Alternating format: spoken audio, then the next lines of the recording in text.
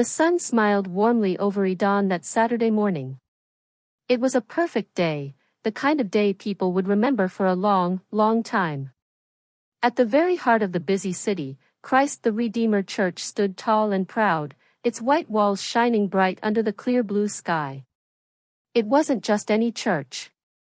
This was where the rich, the powerful, and the famous came to pray, marry, and bury their loved ones. If you were important, you wanted your wedding to happen here. The whole compound was alive. Colorful flowers lined the entrance. Long white ribbons floated in the soft breeze. Expensive cars drove in one after the other, their engines humming like proud lions. Drivers in crisp uniforms rushed around, opening doors for guests dressed in the finest clothes money could buy. Laughter, music, and the sweet smell of fresh roses filled the air. Inside the church, it was even more beautiful. Golden chandeliers hung from the high ceilings. White and gold curtains framed the wide glass windows, and sunlight poured in. At the front of the church, standing calmly near the pulpit, was Pastor Samuel Adami. He was a tall man, a little round in the middle, with soft kind eyes and a gentle smile. His black and gray hair showed his age, but his spirit was strong and full of life. Everyone respected Pastor Samuel. He had been serving in Christ the Redeemer for 25 years. He had married hundreds of couples. His voice was calm, wise, and when he spoke, even the proudest people listened. Today, Pastor Samuel wore his best white robe with gold embroidery. He held a small Bible in his hands and watched quietly as guests found their seats. He smiled as he saw familiar faces, politicians, business tycoons, celebrities. But he also noticed some faces he didn't recognize. Faces that looked around the church with strange, restless eyes. He made a mental note, but said nothing. Today was supposed to be a day of joy. The bride, Kemi Adami, was the shining star of the day. Daughter of one of Ibadan's wealthiest families, Kemi was loved by many. She was known for her kind heart, her beauty, and her simple ways despite her riches. People said she was a true princess, not just by wealth, but by the goodness in her heart. Everyone agreed she deserved a happy ending, and today, she was marrying her childhood friend, a man named Femi Adebayo. Pastor Samuel adjusted his glasses and glanced at the clock. The ceremony would begin soon. He watched as the groom stood at the altar, dressed in a sharp white suit, smiling confidently. He was a handsome young man, tall and dark-skinned, with a charming smile that made many of the guests nod approvingly. But Pastor Samuel, wise from years of experience, noticed something strange. The groom's smile looked a little too tight. His hands kept moving, straightening his tie, smoothing his jacket, tapping his fingers against his thigh. Pastor Samuel had seen enough nervous grooms in his time, but this felt different. It wasn't the sweet nervousness of a man marrying the woman he loved. No, it was something else, something harder to name. Still, Pastor Samuel said nothing. He whispered a short prayer under his breath, "Lord, if anything is hidden today, bring it to light." The choir began to sing softly. Guests leaned forward, waiting for the grand moment. Everyone was excited. Cameras flashed. Whispered conversations floated through the air. "She looks like a queen," someone said. "I heard they met again after many years abroad," another voice added. "They're a perfect match," a third person said confidently. But Pastor Samuel's heart grew heavier. He watched as little flower girls in pink dresses scattered petals down the aisle. He watched the groom glance nervously toward the entrance. And then the music changed. A soft, slow, beautiful tune filled the church. Every head turned. There she was. Kemi stood at the entrance, wearing a breathtaking white gown that shimmered like 1,000 stars. A long veil covered her face, but her graceful walk and proud posture left no doubt, she was every bit the princess they had all imagined. As she began her slow walk down the aisle, arm linked with her father's, guests rose to their feet. The groom's smile widened, but Pastor Samuel noticed how he shifted on his feet, like a man preparing to run again. And Pastor Samuel prayed silently, "Lord, guide me. If this marriage is not right, stop it today." As Kemi came closer, the groom reached out his hand. Their fingers brushed. For a moment, everything seemed perfect. And yet, deep inside his spirit, Pastor Samuel felt it, a strange, cold breeze of warning. Something was wrong.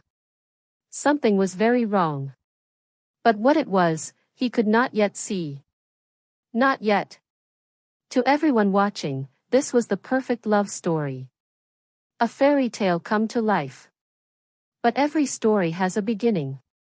And Kemi's had started many years ago, long before today, long before the white gown and the flashing cameras. Kemi Adami had grown up in a life many could only dream of. Her father was one of the richest men in Ibadan, known for his hotels, real estate, and powerful friends. But even with all the money in the world, Kemi's childhood was not filled with snobbish parties or gold-plated toys. Her parents had raised her simply, teaching her to be kind, humble, and generous. As a little girl, Kemi's favorite memories were not in grand ballrooms or five-star hotels. They were in the dusty gardens of their old family home, running barefoot, her and her best friend, a boy named Femi Adebayo. Femi's family was not as wealthy as Kemi's, but their friendship had been pure and strong. They spent hours climbing trees, chasing goats, and dreaming about the future. "We'll be best friends forever," Femi had said once, his small hand clutching hers. Kemi had believed him with all her heart. But life had other plans.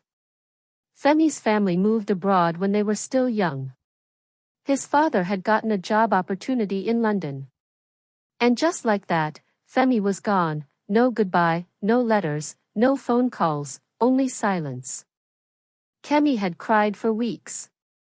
She kept a small wooden bracelet Femi had given her, a simple thing, worn and faded, but to her, it was priceless. As the years passed, she buried the memory deep in her heart. She grew into a beautiful young woman, studied business at a prestigious university, and took her place beside her father in the family empire. Suitors came and went, but none touched her heart. Then, one rainy evening, everything changed. Kemi had just returned from a long meeting when her phone buzzed, a message request on Instagram from a name she hadn't heard in years, Femi Adebayo. Her hands shook as she opened it. "Kemi, is it really you? After all these years? I can't believe it. Please say we can meet." At first, she thought it was a joke. Maybe a scam. But when they began chatting, sharing old memories only the real Femi would know, her heart started to believe again. He told her how he had lost touch because of the strict life his parents had forced on him abroad, how he had searched for her many times but never found her until a mutual friend posted an old picture. Femi apologized again and again for the years lost, and Kemi, with her soft heart, told him it was not his fault. She said she still had the bracelet he once gifted her. Too easily, they agreed to meet. The day they saw each other again was like a scene from a movie. It was at a cozy coffee shop tucked away in Ikoyi. Kemi had worn a simple dress, too nervous to even put on makeup. But when Femi walked in, tall, handsome, wearing a shy smile, her heart leapt. He was no longer the skinny boy she remembered. He was a man now, confident, charming, full of sweet words that made her laugh and blush like a schoolgirl. They talked for hours about childhood memories, about dreams, about how strange and beautiful life could be. It was like time had folded in on itself, bringing them back together exactly where they had left off. From that day, they were inseparable. Dinners turned into long night walks. Phone calls turned into weekend trips. Laughter turned into shy touches, soft kisses, and whispered promises. And before she could even catch her breath, Femi was down on one knee, asking her to marry him. She said yes with tears in her eyes, believing with her whole heart that destiny had brought her first love back. Her parents were cautious at first. They asked questions, raised eyebrows. But seeing how happy Kemi was, how full of life she had become again, they agreed. After all, who could stand in the way of true love? The wedding planning began almost immediately. Every detail had to be perfect, nothing but the best for their daughter. And now, here they were. The whole city was buzzing with excitement. Christ the Redeemer Church was filled with the cream of society, gathered to witness the magical reunion of two childhood sweethearts. Only Pastor Samuel, standing quietly by the altar, felt the faint whisper of unease. He watched the groom carefully. Femi. Pastor Samuel's instincts, sharpened by years of guiding souls through love, loss, and lies, told him something was off. The way Femi's eyes darted around. The nervous laugh that seemed too practiced. The way he avoided old, unplanned stories when guests tried to tease him about his childhood days with Kemi. Pastor Samuel kept his peace for now. It was not yet time to speak. The crowd sighed with happiness. The ceremony was about to begin. But deep in the quiet places of Pastor Samuel's heart, a storm was slowly beginning to gather. To everyone else in the church, the day was unfolding like a dream. But to Pastor Samuel, it was like watching a beautiful painting slowly cracking at the edges. It wasn't loud. It wasn't dramatic. It was quiet. Small things. But sometimes, the small things tell the biggest truths. It had started 2 weeks before the wedding during the premarital counseling sessions. It was a tradition at Christ the Redeemer Church that every couple must sit with Pastor Samuel for counseling, a chance to prepare their hearts, not just their outfits, for marriage. Kemi had been glowing, excited, laughing shyly at every question. But Femi had been different. At first, Pastor Samuel had thought it was just nerves. Many young men became shy when speaking of love in front of a pastor. But soon, he noticed things that made his heart heavy. One afternoon during counseling, Pastor Samuel asked a simple question. Femi, which festival did you and Kemi used to attend as children in Ibadan? Femi smiled and answered, of course, sir. We always celebrated the Yam festival together in April. Kemi nodded happily beside him, but Pastor Samuel's heart sank. The Yam festival, the traditional one in Ibadan, was celebrated in August, not April. Every Yoruba child who grew up in Ibadan knew this. April was too early. Only someone who had read about it online or heard it secondhand would make that mistake. Pastor Samuel said nothing. He simply smiled and continued. But in his mind, a small stone had been dropped into a still pond. Ripples of doubt began to spread. Another time, during a light conversation after service, someone had jokingly asked Femi. You remember Mama Titi who used to stand near your old house? Femi laughed and said, ah yes, Mama Titi, the one who used to sell roasted yams and plantain at the junction. The group had laughed politely, but Pastor Samuel caught it again. Everyone who truly grew up in that area knew Mama Titi was famous for her akra, the best bean cakes in town. Not yam and plantain. Roasted yam sellers were across the market square, not near the houses. Another tiny crack. But it was there. And then, there were the dodged questions. When asked about his family, Femi would lower his eyes, sigh deeply, and say things like, it's too painful to talk about. I lost many family members abroad. I would rather not remember. I am all alone now. At first, people respected his grief. But after the third or fourth time, Pastor Samuel began to feel something was wrong.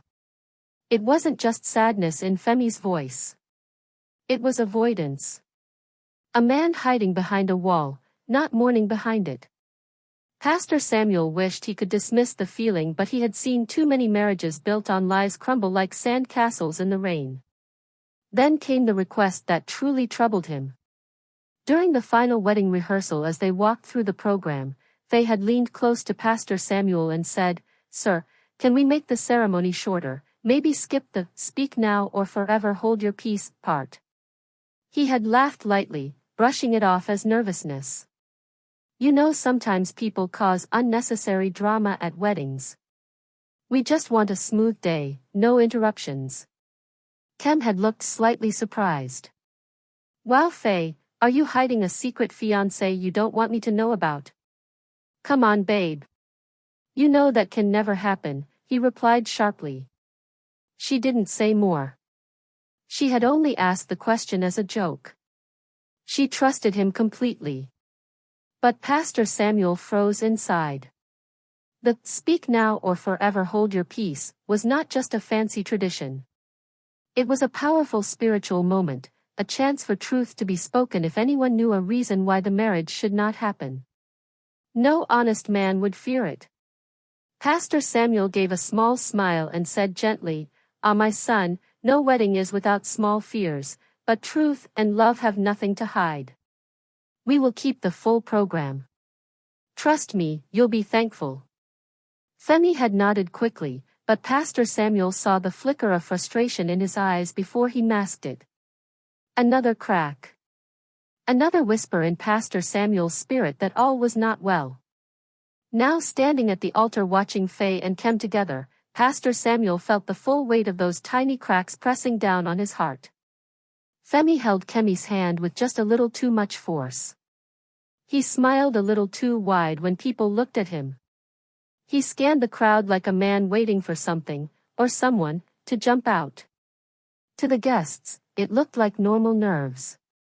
To Pastor Samuel, it looked like a man standing on the edge of a cliff, praying nobody noticed the ground crumbling under his feet. He would proceed with the ceremony, but he kept his spirit sharp, his heart open, and his prayers steady.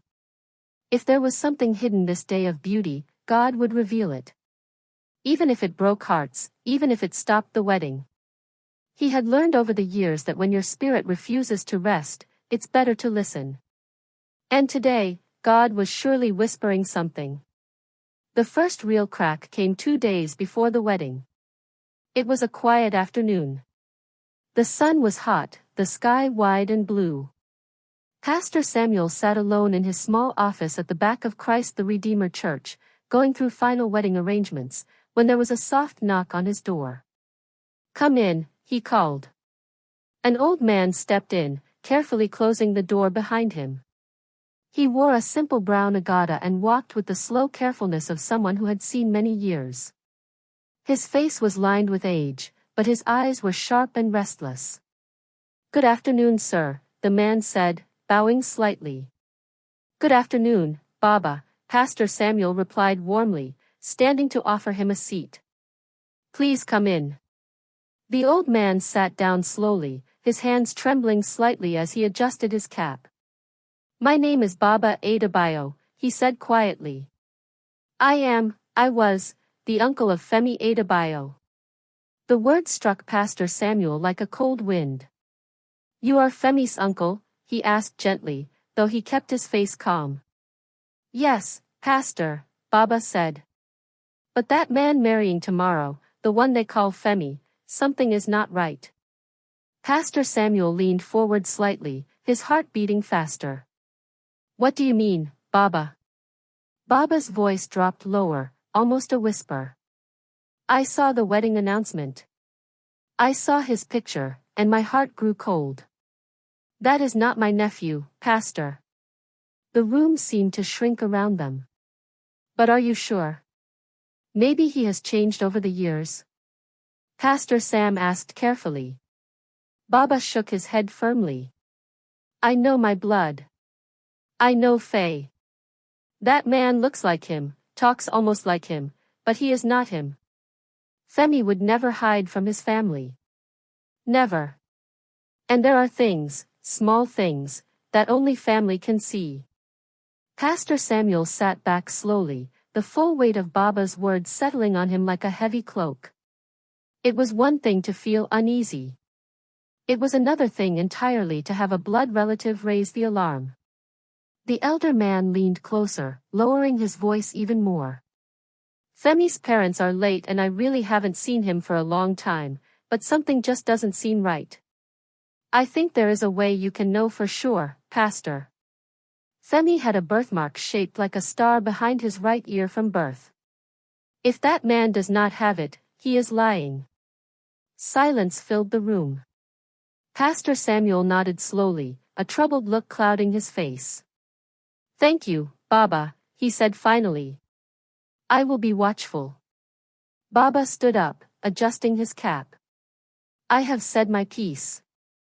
The rest is in your hands, Pastor. Without another word, the old man left, moving quietly like a shadow fading into the afternoon sun. Pastor Samuel sat still for a long time after the door closed. His hands rested on the Bible on his desk, but his mind was far away. He prayed silently, asking for wisdom. What was really happening here? Could it be true? That evening, Pastor Samuel decided to act carefully. During the final private meeting with the couple before the church closed its doors for the night, he smiled warmly at them and said, "Tell me again how you both reconnected. It's such a beautiful story." Kem beamed, her eyes sparkling with love. Femi found me online, Pastor, through a friend who posted an old school picture. He said he recognized me immediately. Pastor Samuel nodded thoughtfully. And your memories, Faye, tell me, what was your favorite place to play when you were small, here in Abadan? Femi chuckled nervously. Ah, Pastor. It's been so long. You know how memory is. But I think, yes. We always played at the big fountain in Bodija. Kem laughed lightly beside him. Yes, Pastor. The Bodija fountain.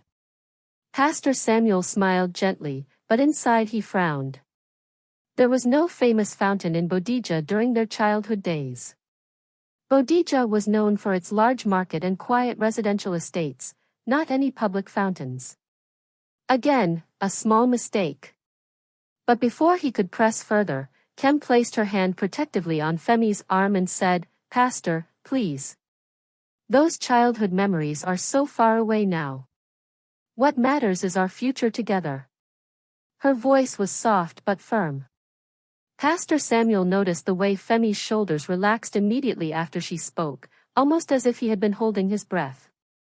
The pastor nodded, still smiling warmly, but his heart ached. Kem's love for Femi was deep and blind. She didn't see the small wrong turns. She didn't notice the moments of hesitation, the strange answers, the quiet panic in his eyes. She had already decided to believe. And now, she was protecting him without even realizing it. That night, after locking the church doors and blessing the empty halls with prayer, Pastor Samuel stood alone under the cold stars. He looked up into the vast dark sky and whispered, Father, you see what we cannot see. If this wedding is built on lies, tear down the mask. Reveal the truth, no matter how painful. The wind carried his words away into the night. And somewhere in the heavy silence of the city, trouble stirred, waiting for the right moment to come crashing into the light. Outside the church, a long line of expensive cars stretched around the street. Sleek black SUVs, shining Benzes, and even a few Rolls-Royces lined the road. Men in smart suits and women in flowing Asibi fabrics of gold and teal streamed through the gates, their laughter filling the air. Inside the church, the pews were packed. Politicians sat side by side with celebrities. Top business owners, traditional rulers, and old family friends filled the front rows, fanning themselves gently and whispering excitedly about the couple. This is the wedding of the year, someone said with a proud smile. I heard even the governor is attending, another whispered. The atmosphere was electric. It buzzed with music, money, and the smell of expensive perfumes. At the center of it all, at the very end of the long aisle, stood Pastor Samuel Adami. He held his Bible tightly, a calm figure in the middle of all the excitement, but inside, his spirit was far from calm. His eyes watched everything. His heart listened to the silent spaces between the laughter. And again, that quiet voice in his spirit warned him, be ready. Kemi was glowing. She was full of trust, full of hope, full of dreams. She had no idea about the storm quietly gathering above her head. She had no idea that the man waiting at the altar might not be who he claimed to be. Pastor Samuel prayed quietly before he opened his mouth. He prayed for strength, for clarity, for courage, because he knew that today was not just about vows and rings. Today was a battlefield between truth and deception. He led the couple through the prayers, the hymns, the blessings. The crowd watched with shining eyes. Many dabbed their faces with handkerchiefs. Some snapped pictures quietly with their phones. Everything seemed perfect. Finally, Pastor Samuel reached the part of the ceremony that Femi had once tried to remove, the part Femi had feared. Pastor Samuel's voice rang out, clear and strong. If anyone here knows a reason why these two should not be joined in holy matrimony, let them speak now or forever hold their peace. Silence fell over the church like a heavy blanket. It lasted a second, 2 seconds, 3. People smiled, some giggled softly, already preparing to celebrate. And then, a chair scraped loudly against the tiled floor. Heads turned sharply. From the third row, a figure stood up. It was Baba Adebayo. Kemi's smile faltered. Femi's hands tightened around Kemi's fingers, not in love, but in fear. Baba, old but strong in spirit, pointed a trembling finger toward the groom and said loudly, his voice shaking with pain and anger. That man is not my nephew. The church gasped. A low murmur spread through the crowd like wildfire. Kem turned sharply to look at Femi, confusion and fear in her wide eyes. Femi's face turned pale, the color draining from his cheeks. He opened his mouth to speak, but no sound came out. Pastor Samuel took a deep, steady breath. The moment he had prayed for, the moment he had feared, had come. The mask was cracking. And the truth, whatever it was about to break free. The church was no longer quiet. After Baba's loud accusation, the atmosphere cracked open like a broken drum. Murmurs rose everywhere, sharp whispers, gasps, confused looks. Kem stood frozen, staring at Femi. Her hand trembled in his. She tried to pull away gently, but he held on too tightly. Pastor Samuel stepped forward, his voice calm but firm. Brother Femi, he said, looking straight into the young man's eyes, you have heard the accusation. For the peace of all gathered here today, please speak. Femi swallowed hard. His jaw tightened. Then he shook his head quickly and forced a small, shaky laugh. Pastor, please, I don't know what's happening. Maybe Baba is confused. It's been years since he saw me. People change. He turned to the guests, trying to smile. I'm Femi Adebayo, Kemi's childhood friend. Please, let's not ruin this beautiful day with confusion. The murmurs grew louder. Some people nodded uncertainly. Others frowned, exchanging worried glances. Kem looked at him. Her lips parted as if she wanted to speak, but didn't know what to say. Pastor Samuel raised his hand gently, and the crowd slowly quieted down.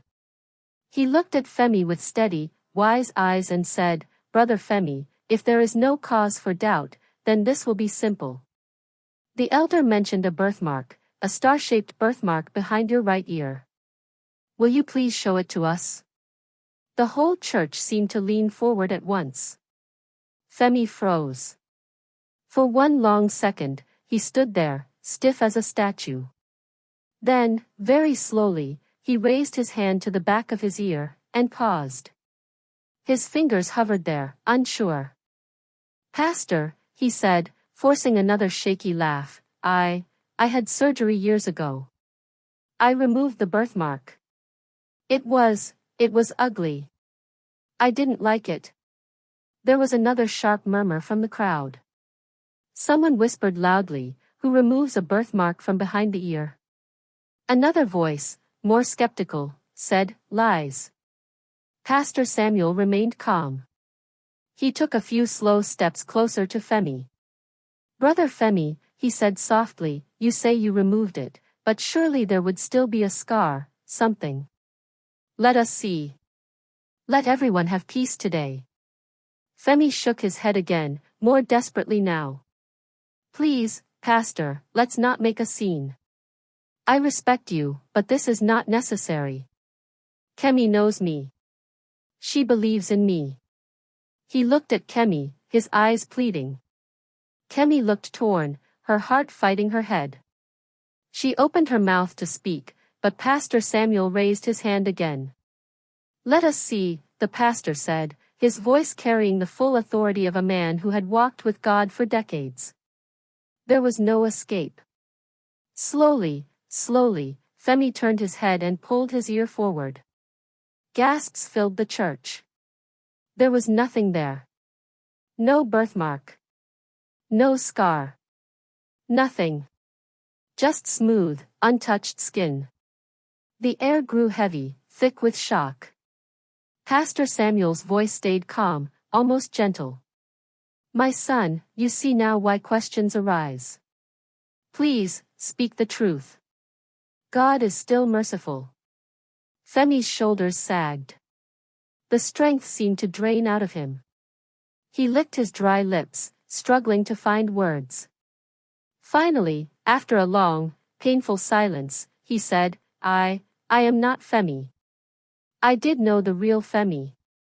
We met at university abroad. He was like a brother to me." The gasps around the church were loud. Some women covered their mouths. An elder man shook his head slowly. Someone near the back whispered, "Blood of Jesus." Femi continued, his voice low and trembling. "We were close, best friends, almost like family. When Femi got sick before he passed, he made me promise." Tears welled up in his eyes. "He made me promise to take care of the people he loved. He told me to live for him. To be his family since he had no one left. He had recently connected with Kemi and didn't want to hurt her." Some people in the crowd frowned, confused. Others shook their heads slowly, not buying the story. Pastor Samuel's eyes stayed sharp, kind but unrelenting. "You are saying," the pastor asked quietly, "that your friend, before dying, asked you to pretend to be him?" Femi nodded quickly. "Yes, Pastor. Out of love, out of loyalty. I didn't mean harm. I just wanted to keep his memory alive. To be the man he would have been. I loved him like a brother." He looked around the church, eyes wild with desperation. "He loves Kemi," he cried. "I didn't plan this to hurt anyone. I was honoring my friend's dying wish, and along the way, I fell in love with Kemi too." For a moment, the church was silent again. A few soft sobs could be heard. It was a sad story, a story that could pull at the heart. But Pastor Samuel, wise beyond his years, did not move. He looked at Femi carefully, and then he asked, "If you were truly so close, my son, why are your memories so vague, especially memories with Kemi? I think if your friend wanted you to be him, he would fill you in on the basics at least." Femi opened his mouth and closed it again. His eyes darted around, searching for an answer that wouldn't come. The cracks were now too wide. The story was breaking apart in the open air. Pastor Samuel's voice was soft but strong. "You see, my son, the truth is simple. It does not stumble. It does not hide." Kemi stood trembling, her hands clenched together. Tears filled her eyes as she looked at the man she had trusted, the man she had almost married. And for the first time, deep in her heart, a small voice whispered to her, "This is not the boy you once loved." The painting was falling apart. The mask was slipping. And the full, ugly truth was about to come out. The church was drowning in silence. Nobody spoke. Nobody moved. Even the candles seemed to burn slower, as if the air had thickened around them. Femi, or the man who called himself Femi, stood trembling at the altar. Kemi's tears had already started falling, silent rivers down her cheeks. Pastor Samuel remained steady, standing between truth and lies, refusing to look away. Finally, under the heavy weight of watching eyes and the sharp pain of his own shame, the man broke. He lowered his head, and when he lifted it again, the charming mask was gone. In its place was a tired, beaten face, a face carrying years of lies and loneliness. The man straightened his back, swallowing hard, and said louder, "My real name is Chinedu Nosu." The name hung in the air like a slap. Chinedu. An Igbo man. A stranger to the world of Kemi Ade and the great Ade family. Pastor Samuel's voice was gentle but firm. "Tell us everything, Chinedu. All of it." Chinedu closed his eyes for a long moment. When he opened them, the words spilled out like a flood. "I was Femi's roommate abroad," he began. "We met at university. I was there on a scholarship, a poor boy from a broken village. I had nothing. No parents. No home. Just a dream and hard work." The crowd listened, shocked. "Femi was everything I wasn't," Chinedu continued bitterly. "He had money, connections, a future already waiting for him." Chinedu's voice cracked with the weight of old memories. When Femi lost his parents in a car accident, he changed. He became lonely. Broken. That's when he started talking about reconnecting with Kemi, the girl he had loved since childhood. Pastor Samuel nodded slowly, urging him to go on. "He would show me her pictures," Chinedu said. "He talked about her like she was light in a dark world. He planned to find her. To build a life with her." A few people wiped their eyes quietly at the story. And then Chinedu's voice grew quiet. "Femi got into an accident," he said. The church held its breath. Chinedu paused, fighting tears of his own. "I held his hand when he died. It was a horrible car accident." The sadness in his voice, however, was not real. And Pastor Samuel knew, sadness does not wash away betrayal. And Chinedu's betrayal was still waiting to be confessed. Chinedu's hands shook slightly as he continued, "After Femi's death, I was lost. I had no papers, no money, no home. I was drowning." He looked up, eyes full of desperate honesty. "Then I remembered Kem. I remembered the rich, beautiful girl he loved, the one he never got to meet again." Kem flinched at his words like he had slapped her. "I found his old messages, his pictures, his memories of her, and I made a choice." The crowd leaned in, hearts pounding. "I used social media. I used old contacts. I built myself into Femi Adebayo." Chinedu's voice hardened, the truth spilling out at last. "I made myself into the man Kem would love. I came back to Nigeria. I found her. I used everything I knew, everything I saw from their chats, to win her heart." Kemi's knees buckled slightly. Her father rushed forward to steady her, but she shook her head, stubbornly standing tall in her pain. Pastor Samuel's voice was low but powerful. "Why?" Chinedu laughed bitterly, a hollow sound that bounced off the church walls. "Money. Power. Freedom." He threw his hands out helplessly. "I was tired of being the poor boy who slept on the floor. Tired of begging, struggling, living hand to mouth. This was my chance." He pointed towards Kemi's family seated in the front rows. "Marry her. Inherit the trust fund. Step into a life of comfort and respect. No more debts. No more empty pockets. No more shame." His voice broke with anger and regret. I deserved it. After all the suffering, after all the loneliness. The church was silent again. Not because they understood, but because they were too stunned to speak. Pastor Samuel stepped closer, his voice trembling with holy sadness. And what about love, my son? What about Kemi's heart? What about her dreams? Chinedu's shoulders sagged. For the first time, he looked truly ashamed. I tried to love her, he whispered. But then I reminded myself, I don't have time for love. I knew what I wanted, and I had to stay focused. He dropped to his knees right there at the altar. I'm sorry, he said, his voice breaking into sobs. I'm sorry. But the damage was done. The fairy tale was shattered. The dream was over. And now, only the pieces remained. For a long moment after Chinedu's confession, no one in the church moved. It was like the whole world had frozen. Kemi stood still at the altar, her veil pushed back, her face pale and broken. The beautiful dreams she had held on to so tightly had fallen apart right before her eyes. Tears ran freely down her cheeks, but she didn't wipe them away. She stood strong, like a tree battered by the storm, refusing to fall. Chinedu remained kneeling, his sobs filling the church, but no one moved to comfort him. He had chosen this path. And now, he would walk it alone.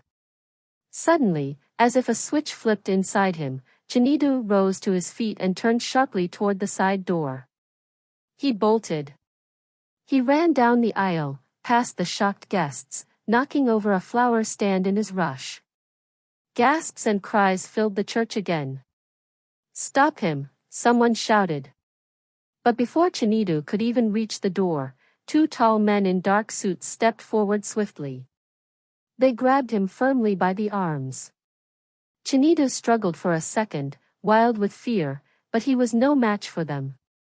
They twisted his arms, gently, but firmly, behind his back, leading him out of the church. The crowd parted silently to let them pass. Chinedu's head hung low, shame covering him like a dark cloud. Kemi's father, Chief Admi, watched it all unfold with tight, sad eyes.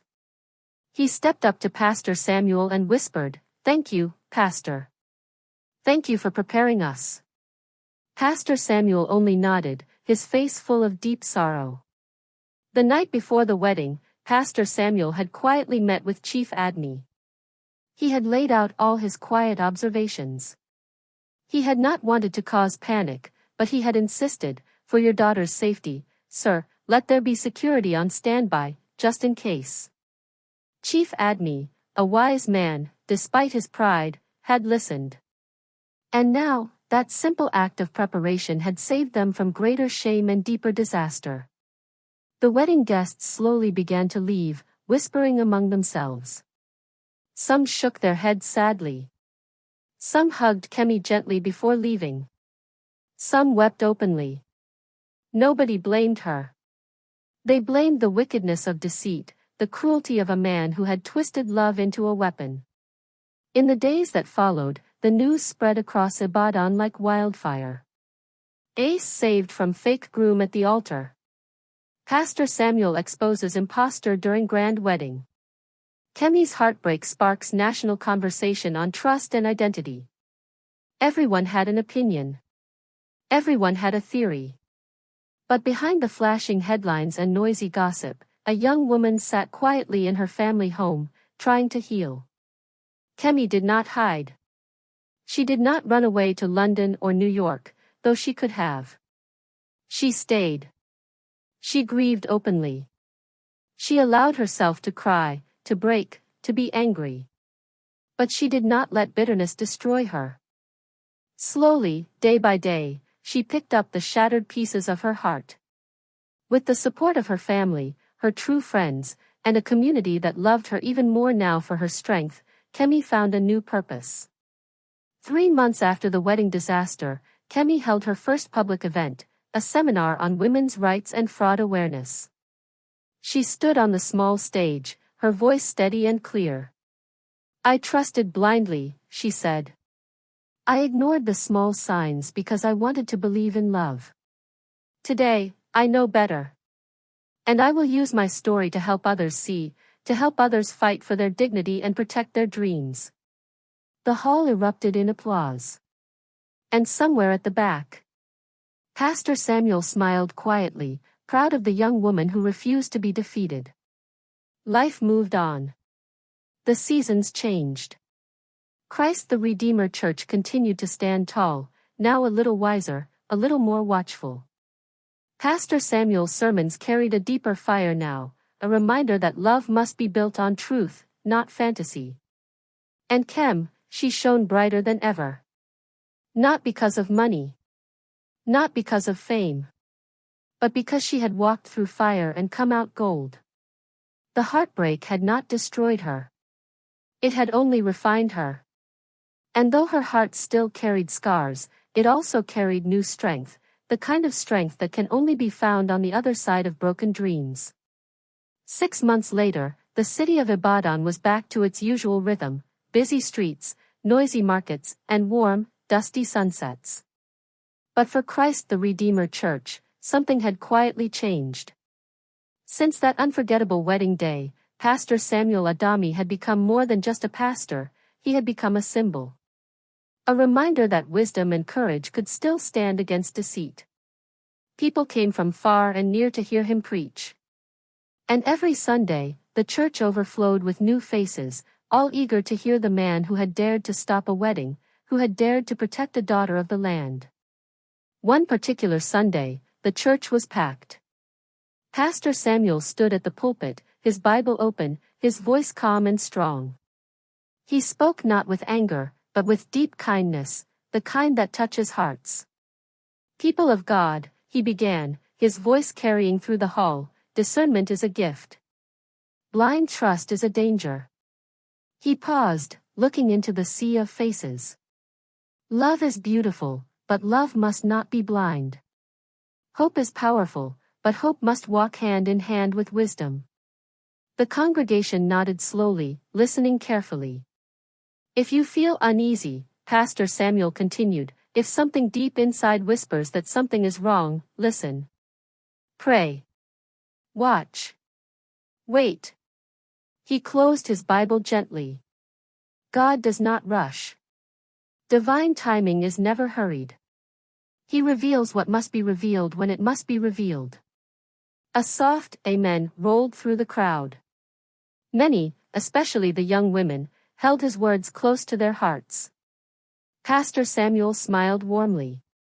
He had no bitterness toward Chinedu, only sadness.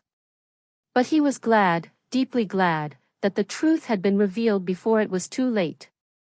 As for life was slowly weaving itself into something new. The pain had not disappeared overnight, but healing had started, quiet, patient, steady. Threw herself into her new foundation, the Light Foundation, an organization helping young women avoid fraud and fight for their rights. Her days were full now, workshops, seminars, visits to schools, and endless smiles of gratitude from the girls she inspired. She had turned her heartbreak into a lighthouse for others. But deep down, a small part of her still wondered, would I ever find real love? Not a love built on money. Not a love built on lies. But a love built on truth. And fate, as it often does, answered when she least expected. It was a quiet afternoon. Had gone to a local hospital to donate educational materials. She wasn't wearing designer clothes that day, just a simple white blouse, jeans, and sandals. No makeup. No jewelry. Just herself. She was helping the hospital staff carry books when she stumbled slightly, dropping a heavy box. Let me help you, a gentle voice said. She looked up. A young man in simple clothes, a hospital volunteer uniform, bent down to pick up the box.